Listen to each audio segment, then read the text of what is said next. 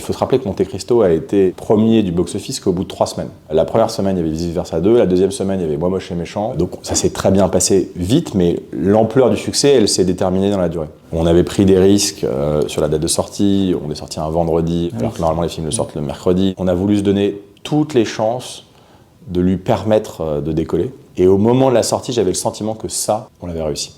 Et que, quoi qu'il arrive, son destin s'accomplirait. On avait le premier chiffre très tôt. On a 2 types d'indications. On a les chiffres dans l'ensemble du marché. On a les réservations la veille. On sentait quand même que la vague était en train de prendre. À partir de combien d'entrées vous étiez rentable sur le compte de Monte Cristo?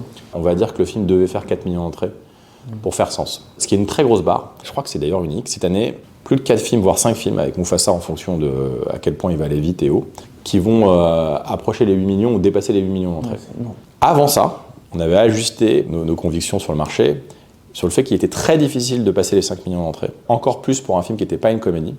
Donc au moment où on prend le risque est grand. Et le moment où Pathé prend le risque est très grand. Et il s'est bien exporté aussi à l'international, à Monte Cristo.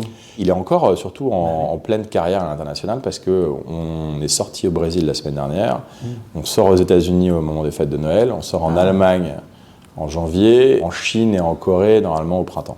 Ça, j'imagine, c'est rare quand on est producteur. C'est moins rare que ce qu'on pense que le cinéma français voyage bien par rapport aux autres cinémas en langue non anglaise. Et puis cette année, c'est une année assez exceptionnelle parce qu'il y a Monte Cristo, mais tu as Emilia Pérez, The Substance, c'est un film américain mais réalisé par une Française. Film après film, y compris quand ça s'est très bien passé.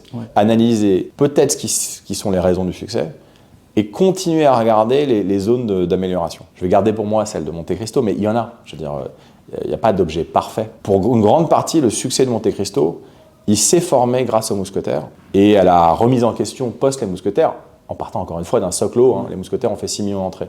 Mais c'est ça qui nous a conduit à se dire, on va faire le pari de l'été. Mais c'était un vrai pari. La plupart des films français n'y allaient pas. Il y a même certains qui nous prédisaient un mur. Ce qui est super, par exemple, post Monte Cristo, c'est qu'on va pouvoir se permettre d'être encore plus ambitieux sur la prochaine proposition de films. Pas forcément d'un point de vue budgétaire, mais on sait que le champ des possibles s'élargit un peu. Mais à aucun moment, je me dis, tiens, c'est bon. La complaisance, c'est mortifère. Il ne faut jamais se reposer sur ses lauriers.